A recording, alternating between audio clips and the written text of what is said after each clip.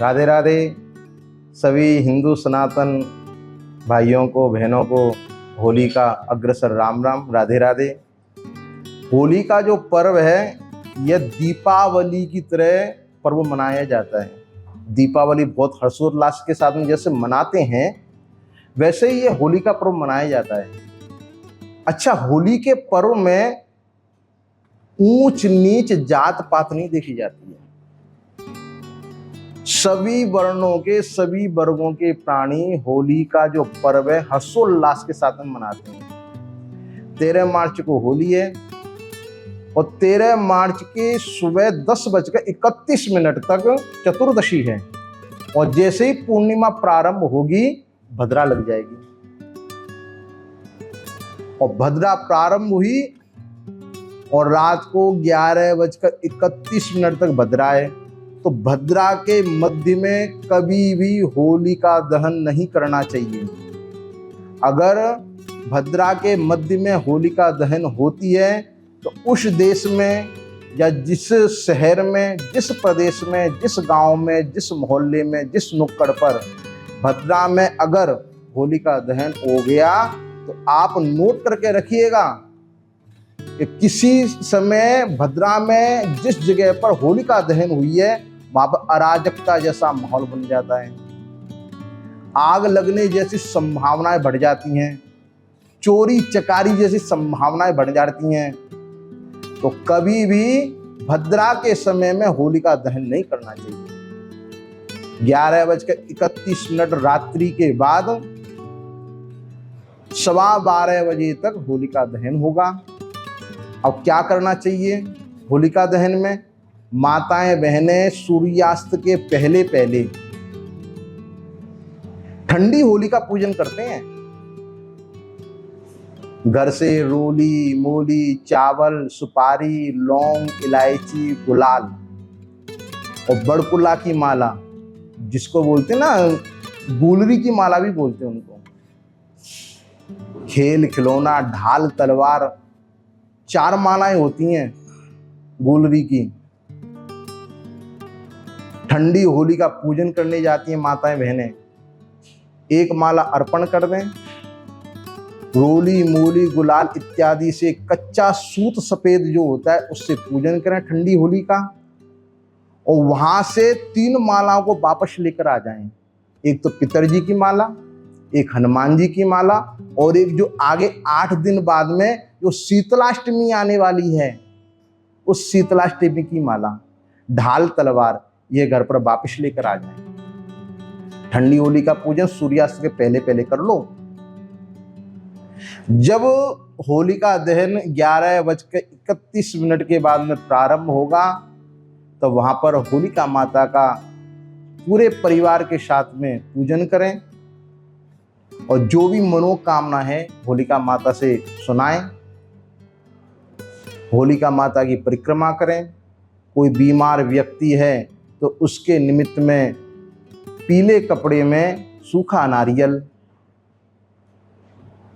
पीली सरसों, लौंग, सफेद नमक जो डेली वाला रहता है, इन्हें सबको बांधकर जो बीमार व्यक्ति है उसके हाथ में दें और बुलवाएं, कृष्णाय वासुदेवाय हरये परमात्मने प्रणतः क्लेशनाशाय गोविंदाय नमो नमः। इस मंत्र का 11 बार उच्चारण करवा लें। अगर यह मंत्र आपको ज्यादा बड़ा लग रहा है तो ओम नमो नारायणाय इस मंत्र का उच्चारण करवाएं 11 बार और उसका स्पर्श लेकर और वही जो पोटली है होलिका में अर्पण कर दें। उस बीमार व्यक्ति का निस्संदेह रोग अवश्य ही दूर हो जाएगा, क्योंकि शरीर का सबसे बड़ा व्याधि जो होता है वो आग में भस्म होकर ही समाप्त होता है। ये तो होलिका की आग है। अब किसी किसी व्यक्ति को यह भी लगता है कि मेरे ऊपर में कुछ टोना टोटका किसी ने कर दिया, क्योंकि प्राणी अपने दुख से दुखी नहीं है, सामने वाला कैसे सुखी है उससे ज्यादा दुखी है। तो ऐसा होता भी है।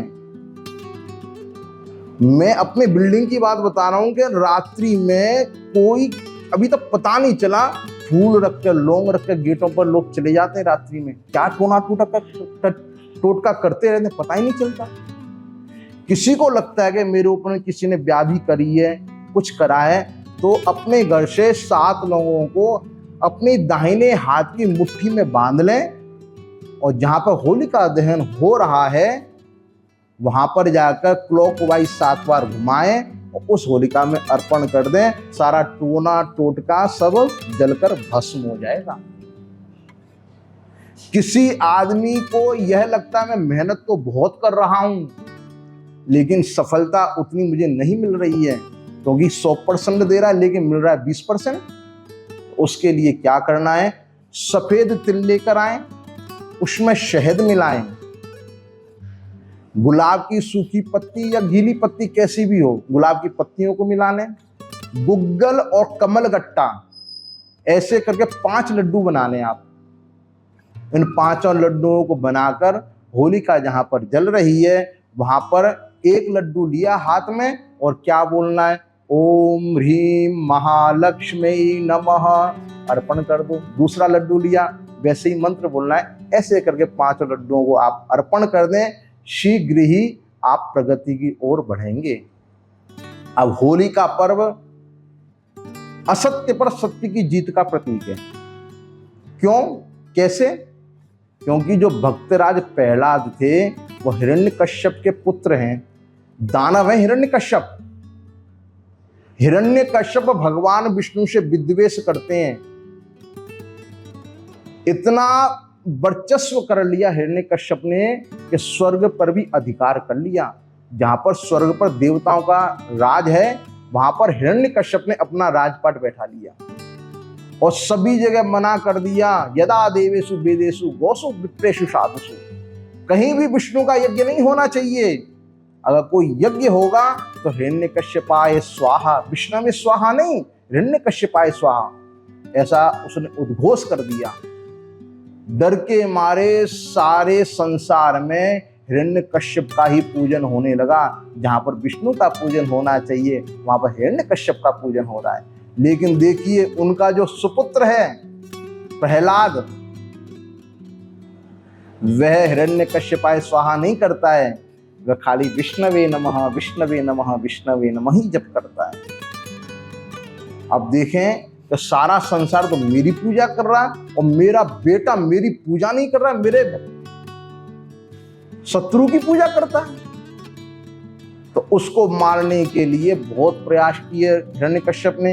दंतान गजानाम कुलिशाग्र निष्ठुरा क्षीणाय देते नवलम ममेतत् महाविपत्ता पविनाशनोयम जनार्दनानो स्मरणानुभाव।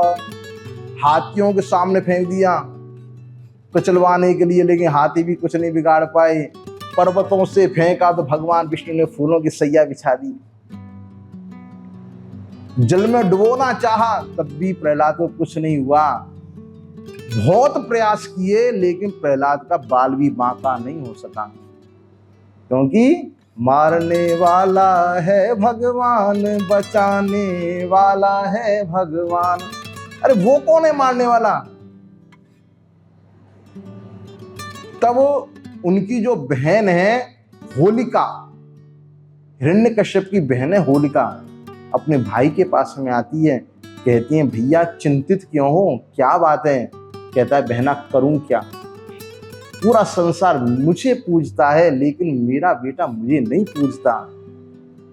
इस कुल भेदी को मैं जीवित नहीं रखना चाहता। मैंने मारने का बहुत प्रयास किया लेकिन मर ही नहीं रहा, तुम ही कुछ उपाय कर। तब होलिका कहती है भैया मुझे वरदान में एक चुनरी मिली हुई है, मैं उसे ओढ़ लूं तो कितनी भी अग्नि लग जाए मेरे अंदर में कुछ भी अग्नि का एक तिनका भी नहीं जाता है। तो आप पूरी अग्नि की व्यवस्था करो। लकड़ियां लगाई गई, घास फूस को इकट्ठा किया गया और होलिका ने क्या किया कि वह चुनरी ओढ़ ली और प्रहलाद को गोदी में बैठा लिया। सोचा कि मैं चुनरी ओढ़कर बैठी रहूंगी, आग लगेगी, मैं तो बच जाऊंगी और प्रहलाद जलकर भस्म हो जाएगा। लेकिन जिसका रक्षक दया निधान है उसका कौन बाल बांका कर सकता है। ऐसी हवा आग लगी और ऐसी हवा चली कि जो चुनड़ी होलिका ने ओढ़ रखी थी वह प्रहलाद के ऊपर में आ गई और होलिका धू धू धू करके जल उठी। उसी दिन से होलिका दहन की ये पूजा होती है, क्योंकि असत्य पर सत्य की जीत होती है। इसलिए दूसरे दिन सभी वर्णों के, क्योंकि संसार में सभी प्राणी हिरण्यकश्यप की पूजा डर के कारण कर रहे थे, आज उनका डर दूर हो गया। तो आज खुशी के कारण एक दूसरे पर दूसरे दिन रंग गुलाल इत्यादि लगाकर गले मिलते हैं। तो दूसरे दिन झारंडी के दिन, होलिका के दूसरे दिन रामनवमी के साथ रंग खेला जाता है। आप सभी का बहुत बहुत धन्यवाद। आप उस चैनल को सब्सक्राइब भी करते रहिए और हमारे वीडियो को देखते रहिए। अगर हमारा वीडियो आपको अच्छा ना लगा हो तब भी कमेंट में आप बताएंगे, क्योंकि सर्वं सर्वं न जानाति सर्वं जानाति शंकर। हर कोई सब कुछ नहीं जान सकता है, क्योंकि जब तक प्रश्न नहीं आएंगे तो उत्तर कैसे मिलेगा, क्योंकि हर चीज अच्छी नहीं हो सकती है। तो कुछ या गलतियां भी होती हैं, तो आप कमेंट में बताएंगे तो मैं सुधार भी करूंगा। तो देखिए, प्रहलाद राज ऐसे भक्त थे कि जिन्होंने अपने विश्वास से भगवान को प्रकट भी किया। कैसे? सूर अनेक फिरे कण मांगत, पै पद सूर स्वाद कहाँ, पुनिताल मजीरा बजाती फिरे, मीरा मतवाली सी चाह कहाँ, सिया राम कथा कितनों ने लिखी, तुलसी जैसी मर्यादा कहाँ, नरसिंह बसे प्रति खम्मन में, पर काढ़न को प्रहलाद का। आज भी नरसिंह भगवान हर खम्मा में बसे हुए हैं, लेकिन काढ़ने के लिए प्रहलाद जैसा भक्त होना चाहिए। इसी उपलक्ष्य में होली का पर्व मनाया जाता है। आप सभी को होली की बहुत बहुत हार्दिक शुभकामनाएं। यह साल, क्योंकि होली का दहन समाप्त होगा और 15 दिन बाद में नया संवत्सर हिंदू समाज के हिसाब से नव संवत्सर प्रारंभ होगा। तो आपका देखेंगे कि जो मैंने आपको वीडियो के द्वारा बताया है वे आप कार्य करेंगे तो आपका नव संवत्सर बहुत ही खुशहाली के साथ में व्यतीत होगा। जय श्री राधे, जय श्री मन नारायण।